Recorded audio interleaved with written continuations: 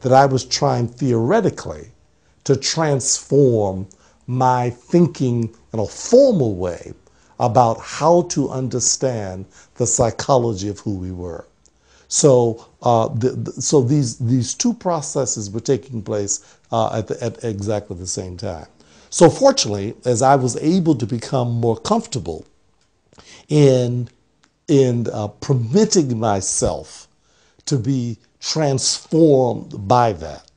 So when I was able to say, okay, I'm willing to give up my comfortable definition as Dr. Luther Weems, middle-class Negro at a middle-class bourgeois school, and to raise serious questions about my own sanity and become Luther X. In becoming Luther X, that was symbolic of an identity transformation. What year was this? This was 1977. Right. So this was 2 years after I'd completed my PhD. Oh, okay. So I was about 27 at the time. So it was a relatively quick process, really. It was a very quick process.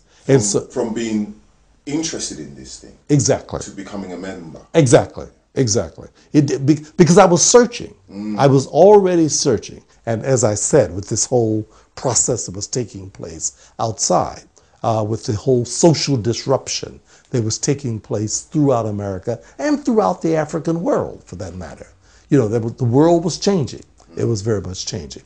And so I didn't come with a nice, neat haircut. I came with an afro. I came like with beginning to think a different kind of way, you know, with the whole process. And so from there into the more formalized reinitiation or socialization of the thinking that was in the nation began to give me a disciplined way to begin to reconstruct who I was and to reconstruct my identity. So everything from the dietary changes to the way that I understood who I was, the way that I understood who God was, the way that I began to understand the cosmos.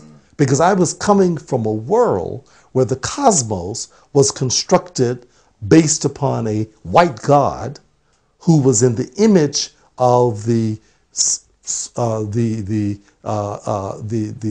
European images of what the universe was really all about.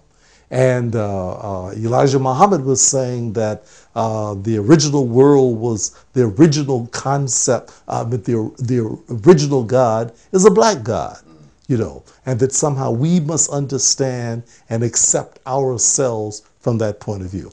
All of this later turned out to be symbolic language. It was symbolic language to begin to trigger a paradigm shift in terms of my identity. But it began to lead in the kind of search in terms of formal analysis to begin to how to apply these things in a way to make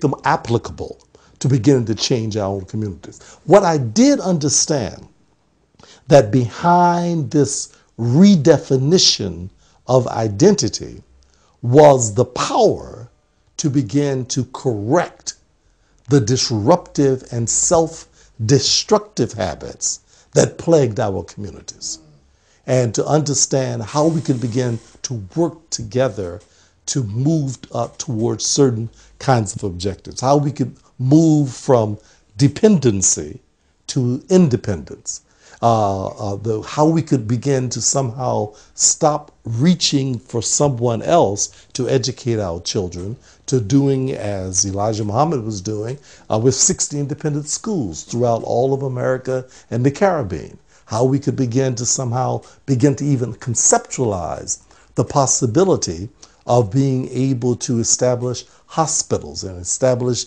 banks and all these other kinds of things that were unheard of So here there are all of these experts coming out of Harvard and the Wharton School of Business who could do nothing but go work for corporate America, corporate European organizations. But here was this man with a third grade education who'd gone through this process of personal transformation, who had the audacity to talk about being able to import masses amount of food and fish from around the world, to follow a kind of Garveyite notion. And I never even heard of Garvey, except as a very abstract kind of concept at that point.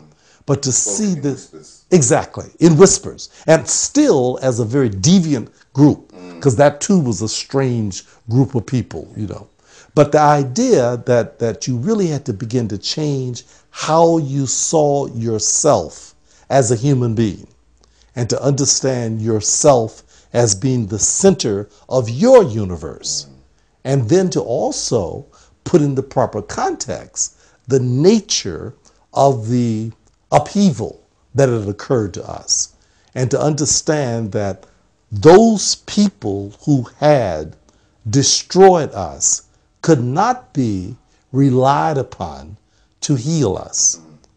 So all of this activity is reframing, and reconstructing, re-realizing of knowledge that, as you say, was intact and existed prior to slavery.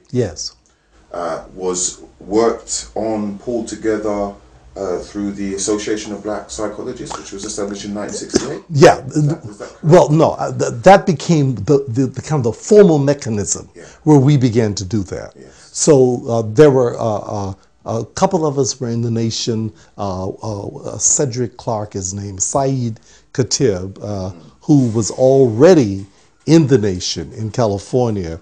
And it was our conversations that began to make me feel more comfortable to go. Conversations with him, Saeed. He was Cedric X at the time. Now, Cedric X was simultaneously a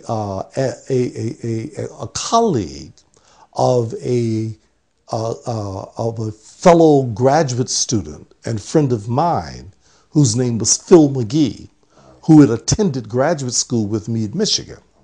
When he left Michigan, he'd gone to Stanford to work in the Department of Psychology there.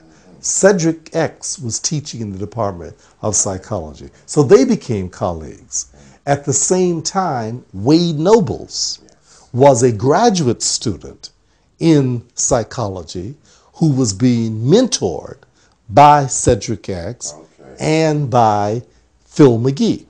So through my contact with Phil McGee, I met Cedric, and then subsequently met Wade, and then the three of us, the four of us, began to formulate this kind of notion, what we call African psychology.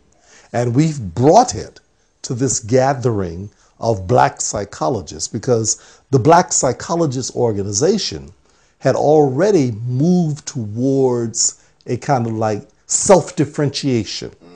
That, it was the protest of the 60s that said that we cannot expect the American Psychological Association to take care of our needs. So the forming of black caucuses and a kind of breaking away and setting up separatist professional organizations was the trend of the day.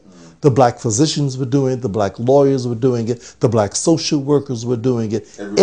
Everybody was doing it. And so the black psychologists were doing it too. And so we, in that organizational framework, kind of worked together to begin to put together our ideas to build this paradigm.